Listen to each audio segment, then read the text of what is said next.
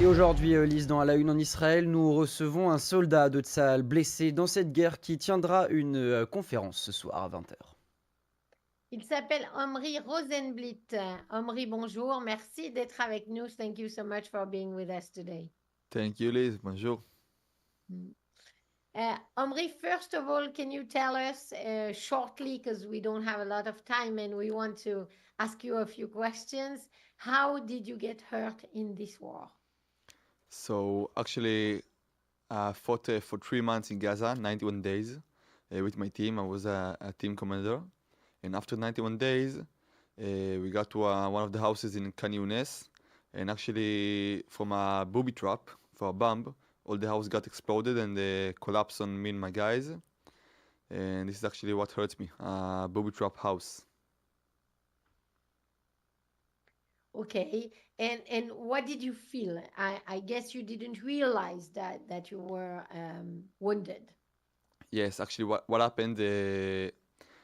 Because of all the explosion and all the collapsing of the house, I lost consciousness and I lost also my leg. And unfortunately, I can't remember anything. I can't remember anything from the occasion. So I just woke up a day afterwards in the stroke hospital. But it was a very big explosion, like you can imagine. Alors, Omri a expliqué qu'il a combattu pendant 91 jours à Gaza et que, en fait, pendant son opération, il est lieutenant et commandant de son bataillon et un engin explosif a explosé juste devant lui dans une maison piégée où il venait de rentrer avec son unité et il a perdu sa jambe. Il explique également qu'il ne se souvient de rien, juste qu'il s'est réveillé à l'hôpital le lendemain. They say also, Omri, that you told some of your soldiers what they needed to do to save you or to help you while you were wounded. On dit aussi que vous avez demandé à vos hommes, notamment Omri, de vous faire un garrot juste avant le moment où vous ne souvenez plus de rien. Yes, actually, what happened? Like I told you, all the house got collapsed on me and my other 3 guys. So we were 4 guys buried underneath the ruins. And first of all, the extracting forces managed to extract my other 3 guys from the rubble, like after 50 minutes. And then I don't know how again, I can't remember. Somehow I managed to raise my right hand off the ruins and wave for help. I couldn't shout for help, so I managed to did only that. And so a medic came to me very closely. I managed to pull him right to me, and I managed to whisper to his ears, I can't feel both of my legs. I needed to put tourniquet on both of my legs right now. Alors, comme je vous l'ai dit, donc la maison a explosé et elle s'est effondrée sur nous et on s'est retrouvés quatre hommes à moi enfermés sous ces décombres. Donc, au bout de 50 minutes, ils ont réussi à en extraire trois d'entre eux et moi, visiblement, ils ne m'avaient pas vu et je ne pouvais pas crier, j'en avais pas la force. J'ai réussi simplement à lever mon bras et là, à ce moment-là, ils m'ont vu et ils sont venus m'aider. Et j'ai chuchoté à l'oreille du paramédic qui est venu m'aider. Je ne sens plus mes deux jambes, il faudrait vraiment me faire un garrot. Omri, you chose to come in Brussels to testify. Um, why exactly is it so the people hear that even if you're wounded, you have still hope? Pourquoi est-ce que vous venez témoigner, Omri, à Bruxelles, entre autres? Est-ce que c'est pour délivrer un message d'espoir dans tout cela? Yeah, these days I'm actually telling my story around the world. I think for me it's super important mission and one of the best things I can do now because unfortunately the image of Israel around the world it's not so good and I'm here to change it. I'm here to change it and to tell everyone, hey, I'm just a kid who done like a good things. We're not the bad side. We're actually fighting a very true and moral war, and I'm actually here to change this bad image.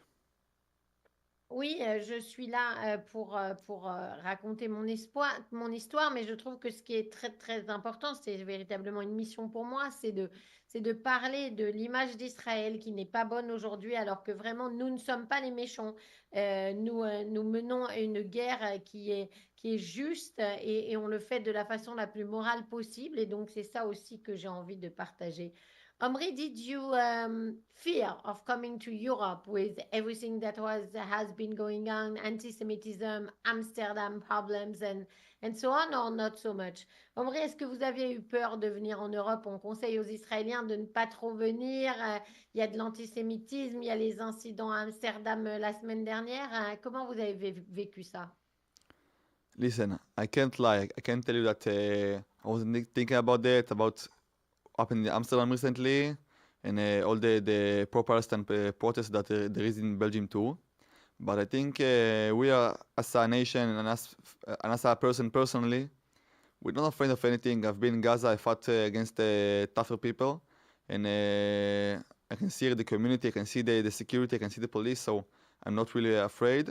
But unfortunately, the situation is not so good about the safety for Jewish around the world these days. Je ne vais pas mentir, c'est vrai que je m'inquiétais un peu après ce qui s'est passé à Amsterdam et les manifestations pro-palestiniennes, et je sais qu'en Belgique, il y en a aussi, mais d'un autre côté, personnellement, j'ai aussi vu la police, la sécurité, donc je ne m'inquiétais pas tant que ça non plus. Et puis de toute façon, je pense que c'est vraiment important d'être là. Évidemment, je suis triste que la sécurité des Juifs à travers le monde soit compliquée. Uh, Omri, you stayed calm in an environment which is really complicated. Is it because you were trained to do that? And and were you happy to enter the army when you get in, or for you it was just an obligation? Omri, j'ai deux questions pour vous. Vous êtes resté très calme à un moment où c'était vraiment difficile. Est-ce que vous avez été entraîné pour ça? Et est-ce que vous étiez content de rentrer dans l'armée, ou pour vous c'était juste une obligation? Actually, for me, it's not obvious at all. Not obvious to become those situations, and not obvious to do those things. Listen, before the army, I was just a boy, 18 years old boy. Now I'm only a 23 years old boy. You know, boys in my age, in Belgium and around the world, in those years are going to party and having fun. But in Israel, unfortunately, we have the army because we have to protect ourselves. So I was drafted to the army, and I was needed to do things I was needed to do. But in every moment, I can tell you, because this is the person I am. Every moment we were thinking about values, and we're thinking about to do the right thing every time, and to be calm. And this is part of our values. But to be human in every point and every second. Alors évidemment, c'est pas du tout évident de faire cela. J'avais juste 18 ans quand je suis rentrée à l'armée. Maintenant, j'en ai à peine 23. À cet âge-là, les garçons en Belgique pensent surtout à sortir et à s'amuser. Mais on n'a pas le choix. On doit se protéger. Et à chaque moment, on a nos valeurs en tête, et on essaye d'être le plus humain possible chaque seconde. Omri, I wanted to finish with you with a word about the hostages. I suppose that every time that you were fighting in Gaza, you were also trying to find them. Was it difficult also for you, because you know they were here, and you have to be cautious of what you do because of that? Omri, je voudrais qu'on termine sur la situation des otages. Pendant que vous combattiez à Gaza, j'imagine que vous étiez aussi en train de les rechercher. Est-ce que c'était difficile et ça complique votre tâche de devoir faire attention dans les attaques, en se disant qu'il ne faut pas non plus blesser les otages? Yes, actually, the hostages were those who gave us power and motivation, although the time in Gaza in the war. And unfortunately, now there is still hostages in Gaza. And unfortunately, we don't know if part of them are alive or not alive. But we can just pray and send hugs and motivation and power to their families and to come to Israel and visit and to hug them and to empower them because this is the best thing we can do now and hope and pray. Alors, c'est vrai, oui, les otages, bien sûr, on y pensait tout le temps et c'est vraiment eux qui nous donnaient à la fois le pouvoir et la motivation de continuer. C'est vrai que c'est très compliqué et très triste de savoir qu'ils sont toujours à Gaza, qu'on ne sait pas s'ils sont vivants ou non. Tout ce qu'on peut faire, c'est prier, c'est envoyer de l'espoir, c'est venir en Israël, rendre visite à leur famille pour leur donner de la force. Et encore une fois de l'espoir. Last word, Omri, I suppose also that being united is helping a lot to go on with what you have personally survived and also what the whole Jewish people has survived after 7 of October.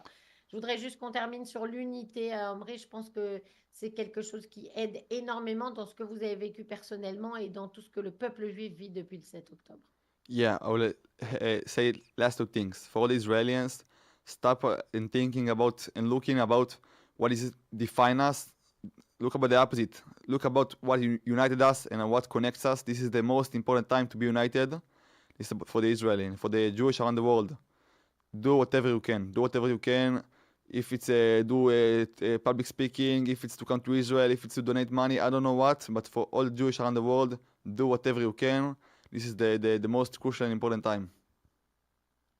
Oui, je suis d'accord avec vous. Alors pour les Israéliens, il faut se rappeler de tout ce qui nous rapproche, il faut rester unis, il faut oublier nos différences. Et pour les Juifs à travers le monde, faites ce que vous pouvez, donnez de l'argent, parlez publiquement, venez en Israël nous soutenir. Voilà, en tout cas, chacun fait ce qu'il peut et c'est ça sa mission. Thank you very much, Omri Rozenblit, soldat de Tsahal blessé pendant cette guerre.